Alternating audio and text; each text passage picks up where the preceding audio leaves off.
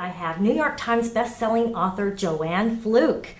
And how are you today? I'm fine, thank you very much. Well, I'm so excited to have you here. You do some really amazing books, and I think it's a new concept. You've got, your heroine is a baker. Yes, Hannah Swensen owns a cookie shop and a bakery in Lake Eden, Minnesota. And she stumbles upon dead bodies and... She does. You know, the policemen generally call it slaydar that she has. Oh. Rather than radar, she seems to find murder victims. Oh, fun. And Hannah finds them, and then, of course, she feels obligated to solve the murder, naturally. And the police force, I'm sure, just adores her.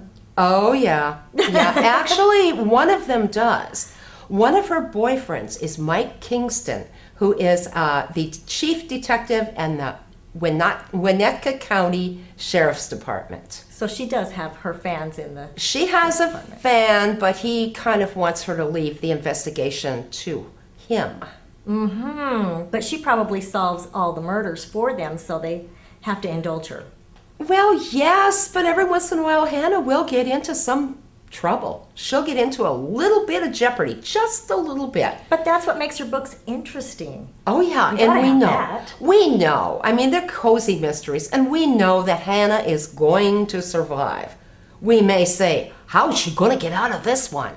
But she will survive. Leave it to the author. You'll figure out how she's going to get out of it, right? Oh, and sometimes that's tough. But that's what makes you a New York Times bestseller, is that you figure out great ways of getting her out of peril, correct? Well, I try. Well, apparently you do. And now she has a cat.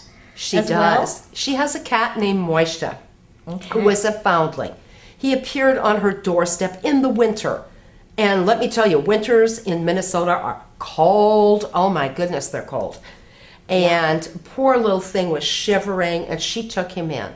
Now he weighs 23 pounds, and he's this kind of really mischievous, very mischievous cat.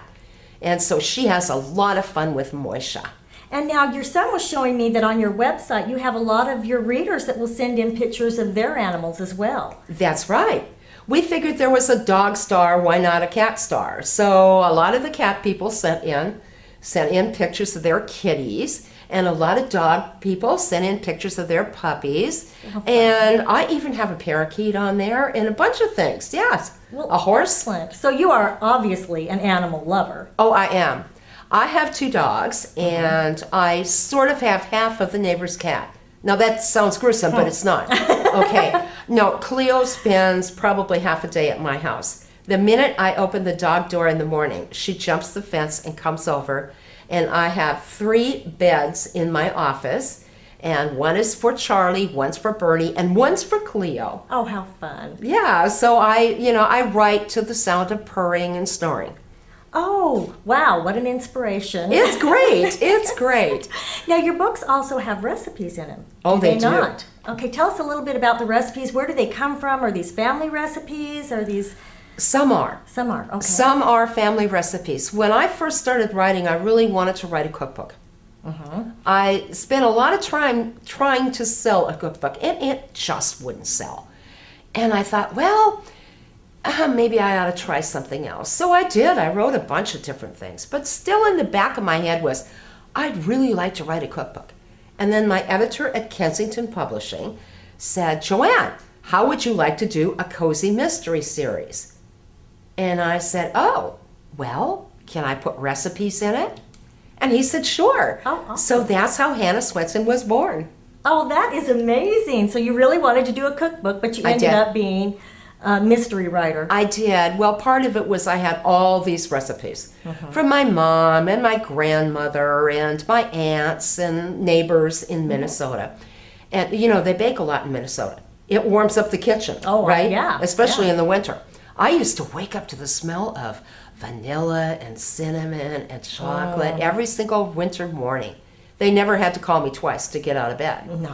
No, but so I've got all these recipes, and I wanted to organize them, and this gave me the chance. So you get a great book about a murder mystery, and then you also, and I'm sure it sounds like there's probably some comedy in there as well. Oh, yeah.